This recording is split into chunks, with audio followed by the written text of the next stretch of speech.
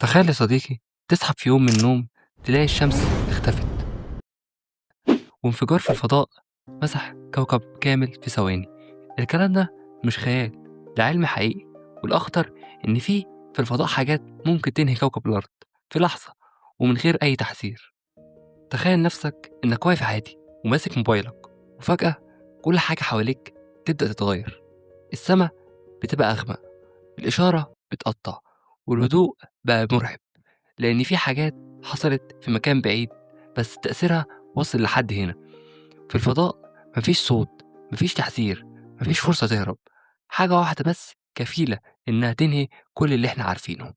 وأنا أكيد بتكلم على أنواع حاجات في الفضاء ممكن تنهي الحياة، من ثقوب سوداء بتبلع النجوم، لانفجارات أقوى من خيال أي إنسان، لأشعة قاتلة ممكن تمسح الحياة في لحظة. كل ده موجود وبيحصل فعلا دلوقتي. السؤال بقى، لو النهاية جاية من فوق، هل إحنا هنشوفها قبل ما تحصل، ولا هتكون دي آخر حاجة نشوفها في حياتنا؟ وأول خطر معانا وهو الثقب الأسود. ده مش مجرد جسم في الفضاء، ده وحش بيبلع أي حاجة تقترب منه، حتى الضوء نفسه. لو ثقب أسود قرب من الأرض، الجاذبية بتاعته هتمزق الكوكب حتة حتة. العلماء بيسموا ده سباجيتي فيكشن، يعني الأرض هتتمطط زي المكرونة لحد ما تختفي خالص. بس المرعب بجد إنك مش هتحس بحاجة في الأول، هتكون واقف عادي وفجأة تحس إن في حاجة غريبة. القمر ممكن يختفي، النجوم تبدأ تتحرك بشكل مش طبيعي، وبعدها كل حاجة تبدأ تتسحب. المحيطات، الجبال، حتى الهواء اللي حواليك، كله بيتشد في اتجاه واحد. ومش بس كده، الوقت نفسه بيبدأ يتلخبط. بالنسبة لك كل حاجة بتحصل ببطء مرعب، لكن من بره الأرض بتختفي في ثواني. والثقب الأسود ده أول خطر، بس اللي جاي أقوى وأسرع ومفيش منه هروب. وتاني شيء معانا وهي الانفجارات النجمية. لما نجم ضخم يموت بينفجر انفجار أقوى من مليار قنبلة نووية. الانفجار ده بيطلع أشعة قاتلة. لو الأشعة دي حصلت قريب من الأرض ممكن يمسح الغلاف الجوي ويقضي على الحياة كلها في ثواني. بس المرعب بجد إنك ممكن تشوفه قبل ما تموت. في ليلة عادية هتبص للسما هتلاقي نجم نوره زاد فجأة. نجم واحد بس بقى نوره أكتر من القمر نفسه، وفي لحظة السما كلها بتتحول للون أبيض ساطع. وبعدها بثواني موجة من الإشعاع بتضرب الأرض. مش هتشوفها ومش هتحس بيها، لكن تأثيرها قاتل. الهواء نفسه بيبدأ يتفك، بتبدأ ضغط الأوزون والشمس تتحول من مصدر الحياة لسلاح بيحرق أي حاجة على الكوكب. حرارة وإشعاع ودمار شامل.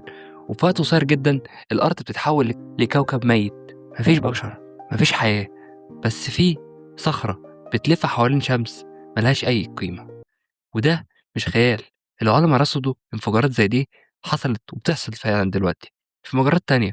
والسؤال بقى، لو نجم قرر ينفجر قريب مننا، هل هنلحق نعمل أي حاجة، ولا هنكون بنتفرج على النهاية وإحنا مش فاهمين إيه اللي بيحصل؟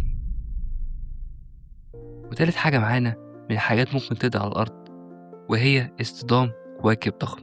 فاكر الديناصورات انقرضوا بسبب اصطدام كواكب واحد بس؟ دلوقتي تخيل كواكب أكبر لو ضرب الأرض، ممكن يحصل تسونامي وحرايق وظلام كامل ونهاية شبه فورية للحياة. بس المرعب إنها ممكن تشوفه قبلها بأيام وساعات. نقطة صغيرة في السماء كل يوم بتكبر، وفي الأول محدش ياخد باله، لكن فجأة الأخبار بتبدأ تتكلم. جسم غريب داخل الغلاف الجوي، جسم غريب، السماء بتتحول للون الأحمر، وصوت غريب زي هدير جاي من السماء. الناس بتبص لفوق تلاقي كرة نار عملاقة نازلة بسرعة مرعبة. في اللحظة دي مفيش وقت، مفيش هروب، ثواني وبعدها غميض أبيض أقوى من أي نور شفته في حياتك، وصوت انفجار يهز الكوكب كله، وموجة صدمة تمسح مدن كاملة، والرياح سرعتها أسرع من الصوت. وبعدها يبدأ الكابوس الحقيقي. رماد يملأ السماء والشمس بتختفي، الدنيا كلها تبقى ضلمة لأيام وممكن لسنين. والنباتات تبتدي تموت، الحيوانات هتختفي، والبشر هيبدوا يختفوا واحد ورا التاني، كأن الأرض قررت تبدأ من جديد وتمسح كل اللي كان عليها. السؤال بقى، هل الكواكب الجاي في الطريق بالفعل، ولا احنا بس لسه ما شفناهوش؟ ورابع حاجة معانا وهي انفجار أشعة جاما، وأخطرهم كلهم.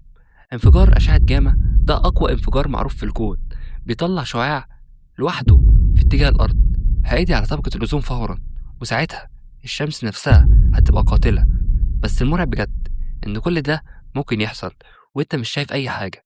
مفيش ضوء، مفيش صوت، مفيش تحذير، بس شعاع جاي من مكان بعيد جدا أسرع من أي حاجة، وده في أقل من ثانية يوصل الأرض. وفي اللحظة دي كل حاجة هتتغير.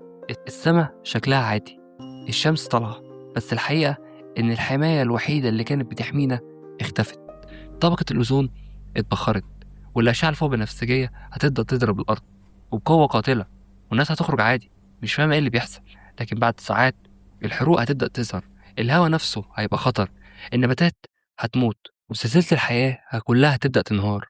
والأسوأ إن السبب حاجة حصلت على بعد ملايين السنين الضوئية، وإحنا ما كناش عندنا أي فرصة نوقفها. كان إن الكون نفسه بيقرر إنه يمسح الحياة من غير ما حتى يقول ليه. السؤال بقى، لو شعاع زي ده اتحرك في اتجاهنا دلوقتي، هل هنلحق نعرف، ولا هنكون عايشين آخر أيامنا وإحنا فاكرين إن كل حاجة طبيعية؟ متنساش يا صديقي، لو ليك رد على الأسئلة اللي أنا سألتها دي يا ريت تكتبها في الكومنتات. وشكرا.